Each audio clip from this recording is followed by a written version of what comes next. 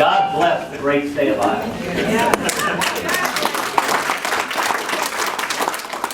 Let me say thank you to Sam Clovis for hosting this. You know, I have to say, when I was taking economics, we didn't have any econ profs like Sam Clovis. But thank you. Where did Sam disappear to? Oh, there's Sam. You're hiding behind the camera. Sam, thank you for your courageous voice for freedom. It is needed now more than ever.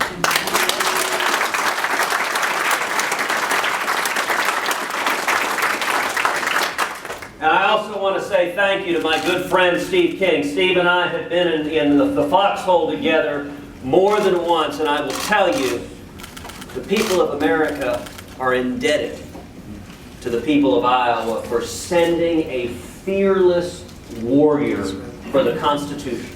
Yeah.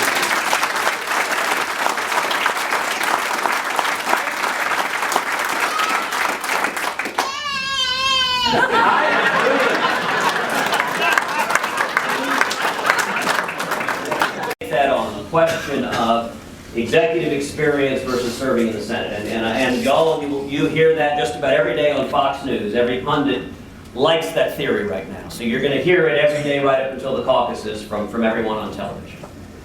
You know, if you look historically, about half the presidents we've had have been governors, about half have been senators.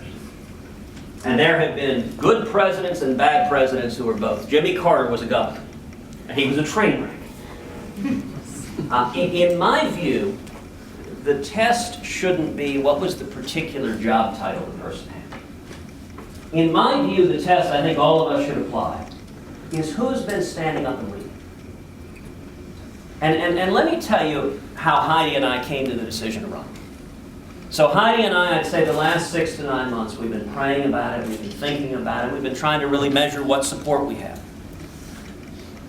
And two things in particular led us to decide to run.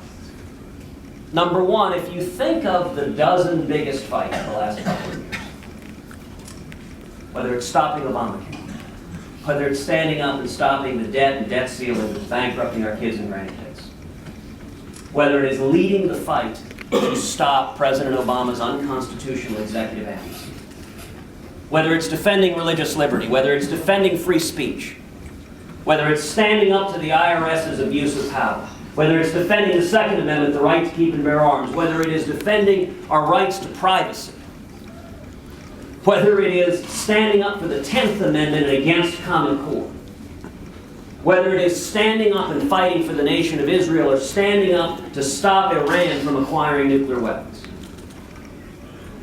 If you look to the field of likely presidential candidates, there are a lot of good people who are going to get in this race, who I like, who I respect, who are friends of mine. But if you look at the field and ask of those dozen issues that have been the biggest issues of the last couple of years, on how many of those issues have those individuals stood up and led? Yeah, that's right. And most of them you can find one issue, maybe two. But on the vast majority of the issues, a number of the other folks just haven't been there.